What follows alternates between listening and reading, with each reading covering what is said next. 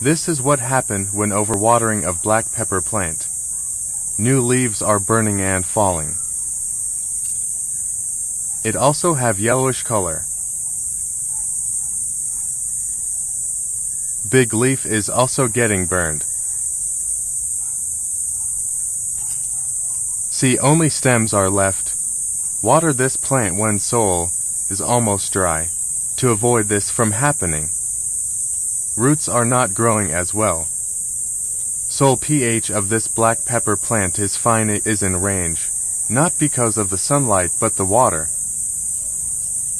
Hope this will grow now with proper watering.